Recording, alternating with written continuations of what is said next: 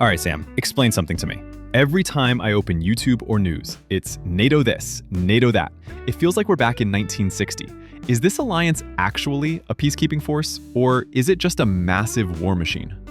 That's the tension, Alex. Depending on who you ask, Washington or Moscow, NATO is either a life-saving shield or a provocative sword. But if you want to understand why we're on the edge of a new Cold War, you have to go back to the ruins of 1945. Right, post-World War II, Europe was a mess. Everyone was broke, and the Soviet Union was looking, well, hungry. Exactly. Stalin's Red Army was sitting in the middle of Europe, and they weren't leaving. The West was terrified.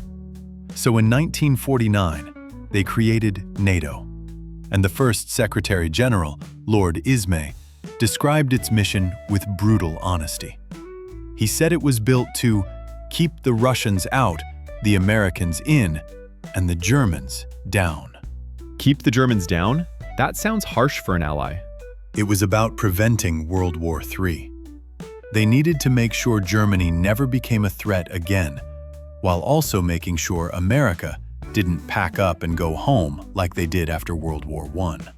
Okay, so they draw a line in the sand, but what actually stops a Soviet tank from just crossing it? One sentence, Article 5. It's the Three Musketeers rule, all for one and one for all.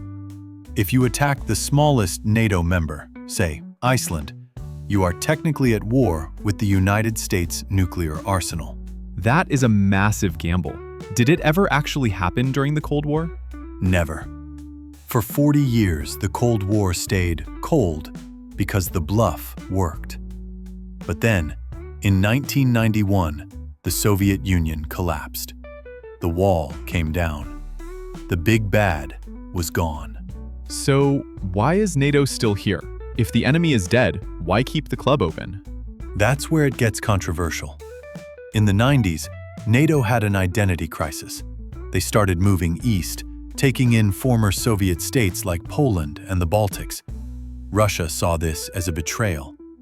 They felt circled. And then came the biggest irony of all, September 11th. Precisely. For 50 years, NATO prepared for a Russian invasion of Europe. But the only time Article 5 was ever used was to defend America after 9/11. Suddenly, European soldiers were fighting in the mountains of Afghanistan. NATO became the world's policeman. Which brings us to today, Putin, Ukraine, and the newest members. It feels like the shield is being tested again. More than ever. By invading Ukraine to stop NATO, Putin actually gave the alliance a second life. He wanted less NATO, but he got more. Finland and Sweden, countries that stayed neutral for nearly a century, just joined. So, are we safer now? We're in a paradox, Alex. The shield is stronger, but the world is more divided. It's the most powerful military alliance in history, and its greatest victory is still the war it hasn't had to fight. Yet. Well, that's a heavy thought for a Tuesday.